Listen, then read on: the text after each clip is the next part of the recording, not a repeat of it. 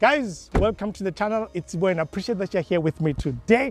I should say welcome back again, because earlier on I was shooting something different. It was a Baki, of course. If it wasn't a Navara video, you'd see that it's the same day. So welcome back again. Listen, we have the Ford Territory Dark Edition with us right here. It's the latest addition to the Territory lineup that came in sometime 2023. Yeah, you'll correct me if I'm wrong right there. But listen, this one, when you look at the lineup right now, there's Ambiente, there's Trend, there is this one.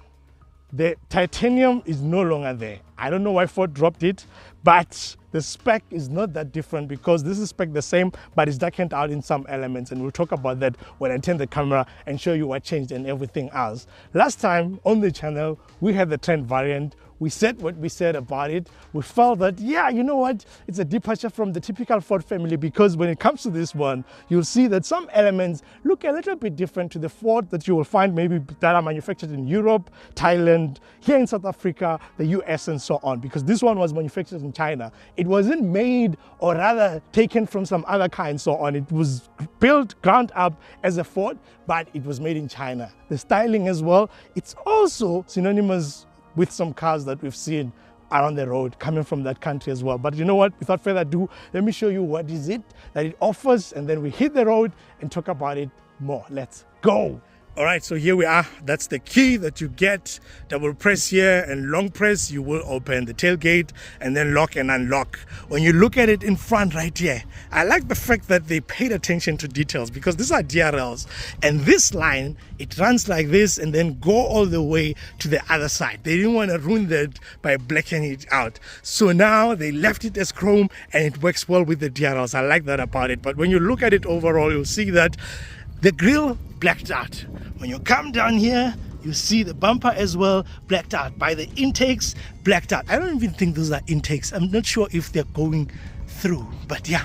Hey, listen, that's a lot to talk about. Anyway, when I look at it here, in the insets right here, in the light cluster as well, darkened out. There's a lot that is darkened out, and it works well with this paint. I'll put it on the screen, but this paint looks quite...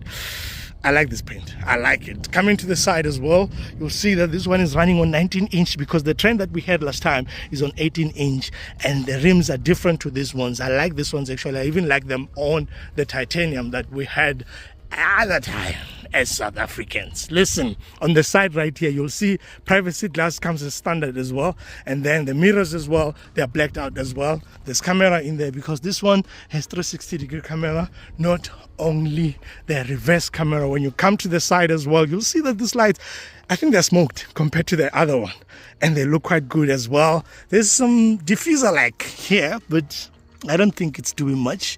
When I'm looking at it as well, this piano black, like blacked out bumper insert element, or whatever that you want to call them, they look quite good. Again, this is a two-tone, because the roof is black, and then it integrates the sunroof quite well up there. I like what they've done out here. But let's jump in. Probably let me open the boot first so that you can see what it offers.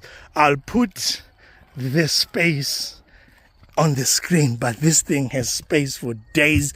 You get that biscuit spare wheel as well, but when I look at it overall, it has plenty of space in the back, man. I think, yeah, this is probably H6 size. Yeah, that's how I can put it for you. If you know the Haval H6, it's probably that size, because it looks bigger than your CX-5s and so on. I'll put it on the screen so that we can actually see what they're saying it is in the liters. Why is it not closing now? Here, you can also press that button and then you close. The Trend also comes with the electric tailgate.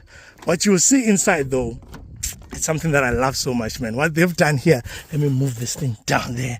You'll see the orange stitching, and it comes with leather seats, of course. And man, this stitching, man, adds character to this interior. It makes it to look actually quite good. I love what they've done in here. And the space, man, this thing measures just above 4.6 meters, so it's quite a long car.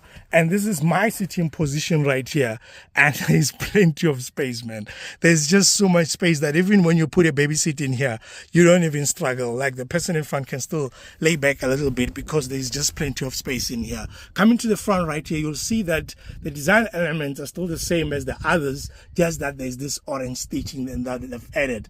I like what they've done. I like the build quality as well. Yes, I wouldn't say it's like your A3 build quality, the way that I've raved about that vehicle when it comes to build quality, but I like it regardless, because the way that they've managed to put everything together, man, it feels solid. There's soft touch materials here as well, here on the door panels. When you come to the front as well, soft touch here, and then soft touch here as well.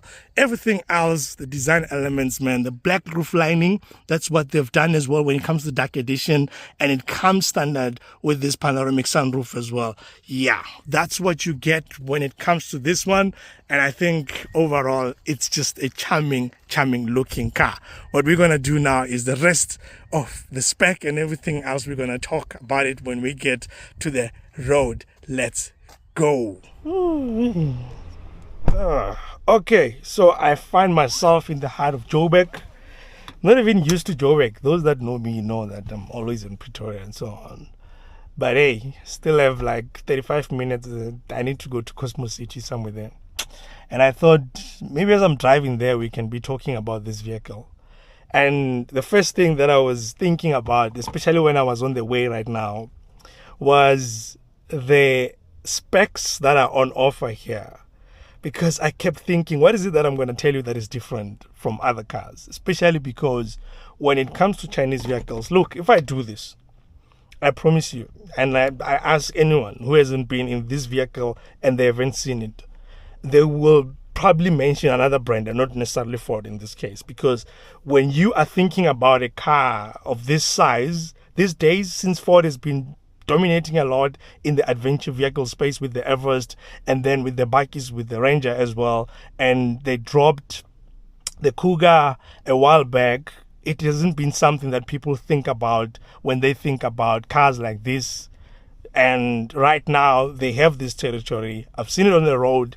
I think it's selling, but by Ford standards it can sell more, and precisely because it's swimming in this pool where it's just the market is so saturated right now. There's just so many. I can count from, if I go alphabetical, A to Z or Z,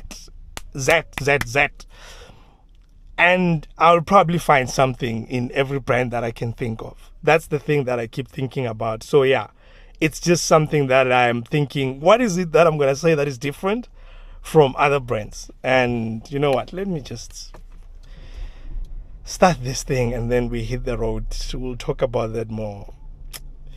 Okay. Are you parking or what's happening? My brother in a Polo, because I need to leave now. So let me get on the road. I need to be, what's happening behind me? Okay. So we have a 1.8 liter in here, turbocharged, which is something unusual coming out of China, because we used to the 1.5 liter or the 2 liters. That's what you get when you're the sun. Guys, you'll forgive me for now, because if I take this thing down, the camera is not gonna do us any justice, believe me. But the sun is crazy right now. I think I'm gonna curve somewhere and go against it. So bear with me for now. Yeah, 1.8 liter turbocharged engine. Like I was saying, in most cars from China, either they have 1.5 liter or they have the 2 liter. 1.5 is, yeah, maybe in China there's some regulation issues around it, because yeah, a lot of cars coming out of China have that displacement. They differ in powers and all these things, but mostly you find that it's working hard. And this 1.8 has an advantage over some of those 1.5s. We're talking 138 kilowatts, 318 Newton meters of torque. I don't know why they didn't just do 140 and 320, so that we can just be okay with it. And those numbers are very, very, very familiar with the Germans, especially the 2 liters. What's happening behind me? 360-degree camera, I can say that, but I believe you're not shocked. I don't know what the camera is doing right now, guys, but I hope it's showing you where I'm going. Once we turn against the sun, then things will get easier, but for now, woo-wee, I just need to be out of this place as soon as possible so that you guys can see where I'm going, because right now it's not favorable for us. Maybe I should drive a bit and then I'll talk properly when I get out of this part that is just facing the sun. We're facing the sun. There's a track that I like that is so good, by the way, saying we're facing the sun. That is a good track, man. Fritz Skulk's band or something like that. Okay, I'm no longer facing the sun right now. So I was saying this engine has an advantage over the 1.5s. That's one thing that I've seen, because it does actually move. Do not think that when you're seeing the territory on the way, you're just going to push it out of the road. Because one thing that I was even saying, just earlier on, I was speaking to someone and they were saying, oh, this is a Ford Territory and so on and so on. They drive a Q3, and I was like, look, I've been in a Q3, and I promise you this thing can take on the Q3 any day, any time, and you won't even believe it. That's how much I have confidence in it. But does it drive the same? That's a different story altogether, especially of what you expect out of a Ford. One thing probably that's a little bit of an issue for me is the sun, man. Yo, guys, I'm so sorry, but we're from Joburg and I'm driving with you out of Joburg to where we are going. You know what? I hope you can see what I am. Anyway, not you. Okay, the sun is crazy. I don't want to talk to you while I'll probably just fast forward this video and oh my god, the sun is crazy. I'm gonna fast forward this video so that I don't disturb you with the sun, or I can turn off the camera and skip to the part where the sun is against us. Maybe I should do that. Let me do that.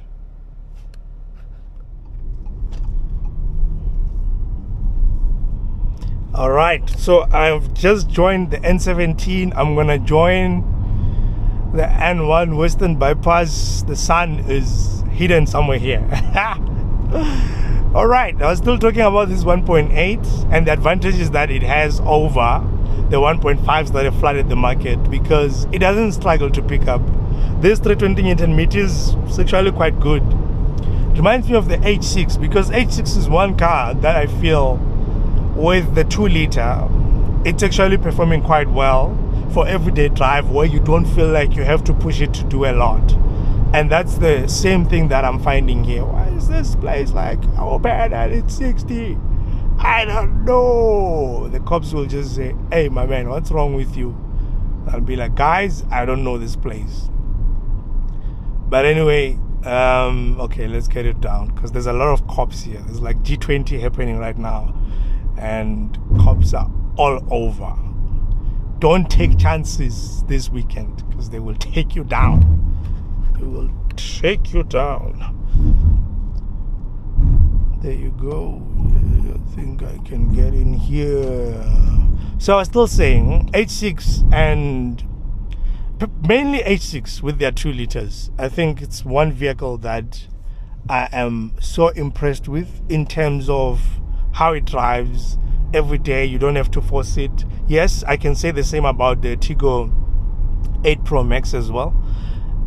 But the 8 Pro Max, go and check my reviews. There are certain things that I indicated that I'm not entirely comfortable with, especially with the front wheel drive. When it comes to the 4-wheel drive, yes, they've resolved a lot of how it drives as well.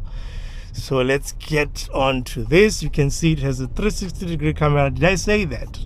And my worry is when it comes to this, I can mention all these things, right? Blind spot monitoring is there, 360-degree camera is there, I can talk about the auto icons and all this stuff, from safety tech, adaptive cruise control. I mean, there's a lot that this car offers. I mean, this panoramic sunroof is so big, it comes standard as well. Everything, as you're seeing it, it comes standard. Even this paint, I did say that I'm going to check it. It's lustrous gray.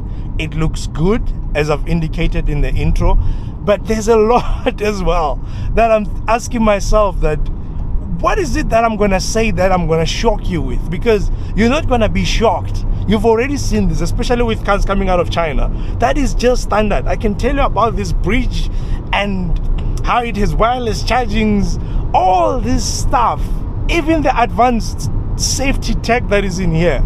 I can mention all of them. I don't think you're going to be shocked in any way, shape or form, because you've seen cars at this price point, even below, that are offering this. I mean, your Omodas, your Tiggo 7 Pros, I mean, JQs. There's just so many cars right now, and it's worrying. How are you gonna, like, very proposition right now has to bring, I don't know how people are pitching it in the boardrooms, because it's difficult right now to actually sell cars. There's a flood of cars that are coming that are similarly spec'd. They feel the same on the road. It's difficult, I have to say that. Even for luxury brands, some of you call them traditional brands, like Ford, it's difficult. But one thing is, once you have a brand such as, for example, Ford and Volvo, you know the EX30 is from China, right?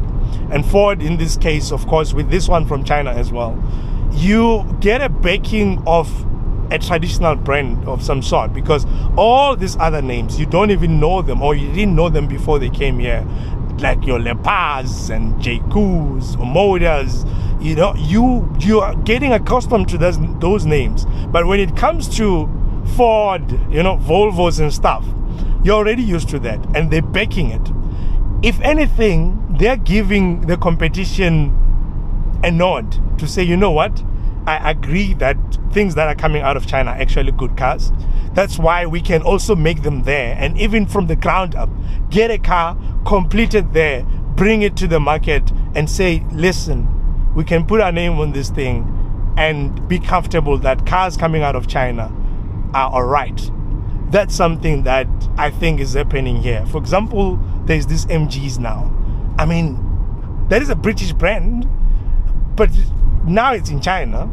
Purchased or not, the reality is those are the things that people in Britain, if they see an MG, they still associate it with their own country. So it's those kind of things that are adding to people trusting Chinese cars overall. So now that means competition is even tougher by the day. So Ford, what exactly are you giving? Hey guys, I'm worried. I'm worried because there's just so many cars.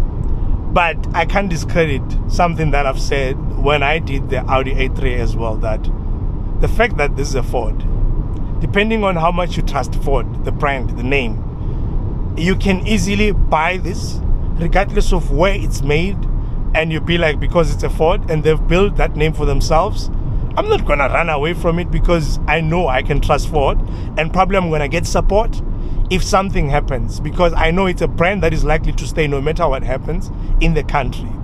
That's why people continue buying Ford in the second-hand market, regardless of those cars being discontinued, your Ford Focuses, your Fiestas and so on, because they believe that aftermarket, they're still gonna get support. Because of that, there is an advantage when it comes to that. But overall, when it comes to the vehicle itself, this vehicle measures just more, or rather above 4.6 meters, 4.650 I think overall. So it's a big car, and one thing that is impressive is it has a wheelbase. Anyway, okay, it has wheelbase, right? Wheelbase of more than 2.7 meters, because most of them are around 2.7. So this one I think is 2.7 something, and you can see that with the leg room at the back, because there's plenty. Despite me sitting backwards a bit at some point, I still have sufficient space at the back. That is quite impressive as well.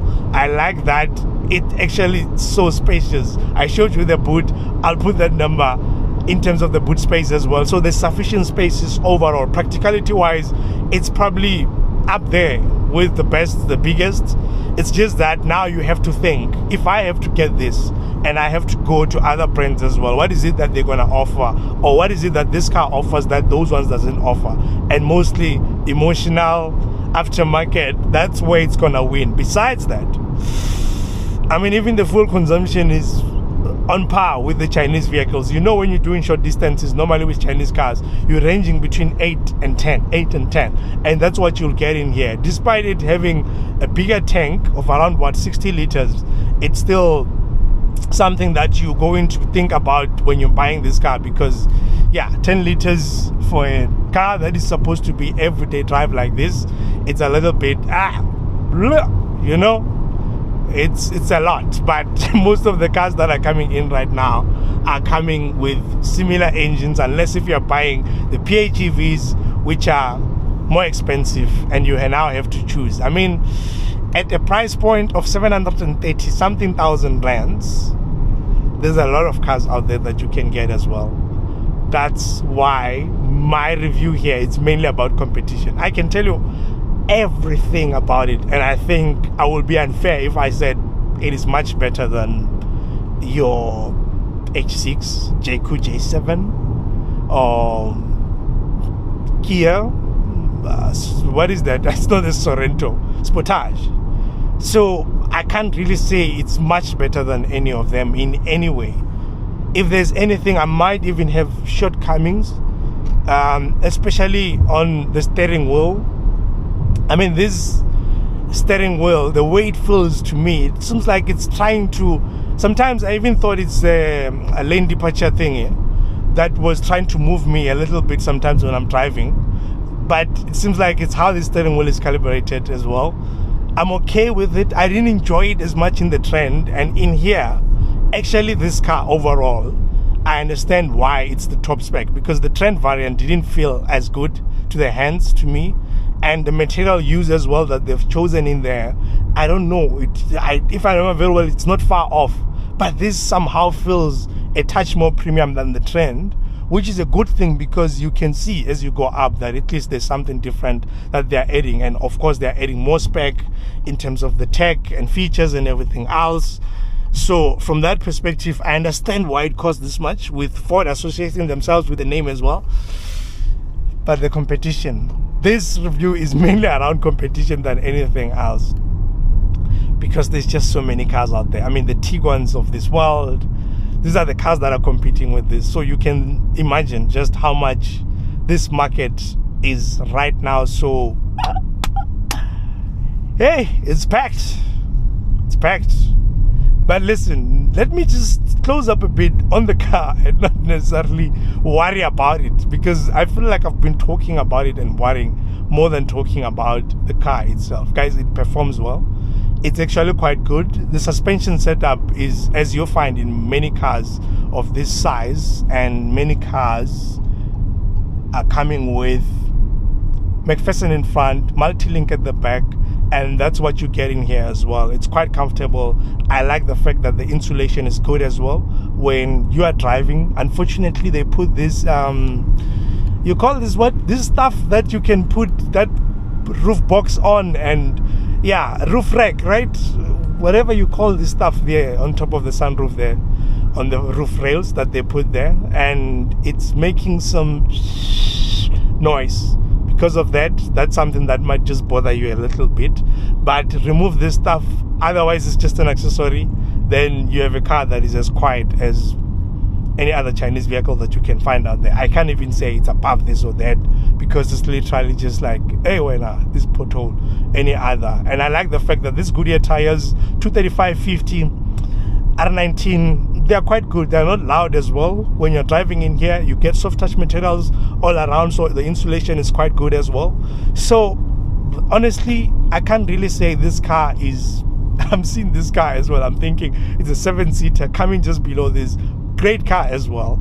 So guys, the market, just choose what you love, what you trust, what you think works out for you, because whether you spend 730, 650, 680, it's just gonna be up to whether you are buying on budget or you love the car and how it looks and everything else, because right now there's just so many cars out there. But overall, as a vehicle, I'm proud of what Ford has done. This is quite a good car.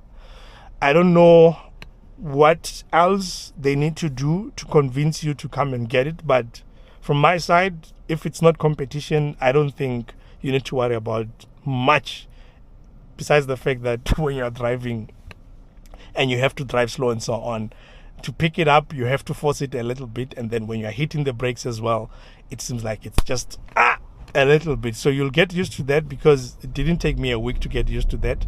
Fuel consumption, I've spoken about it. Now this one, unlike the Trend variant which came with the 6-speaker sound system, this one has the 8-speaker sound system. And let me play it for you before I knock off.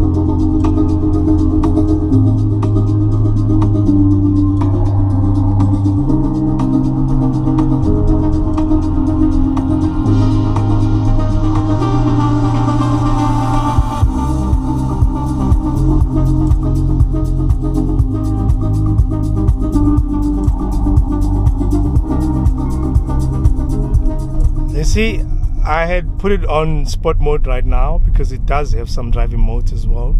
Normal, eco, sport, and hills, I think, or mountainous or what. And it has some low range, I guess, to boost you when you're going up in that case. But hey, listen, I'm okay with it for the most part of how it drives. Even the way the sound system manages to just reduce everything else out there, despite me putting it on sport and pushing it a little bit, I'm sure you were not hearing the engine noise. That's how well built it is. Just that sometimes when you are getting to this, what do you call these things that are doing grrr, grrr on the road, and you are hitting like hard bumps and so on, that's where you start thinking, the build quality somewhere it sounds a little bit too harsh. But overall, the build quality, I can't really complain about it that much, like I said in the beginning of the video. So guys, if you want to pick this up, I will put the details of the warranty and service plan on the screen. Normally with Ford, it's optional when it comes to that, but that's because they separated the stuff and it's not that expensive to actually add. So yeah, with that said, guys, almost where I am going in Cosmo. Those who know this place, I'm at Blueberry Square right now. So yeah, with that said, everything else we'll discuss in the comments, and I am out.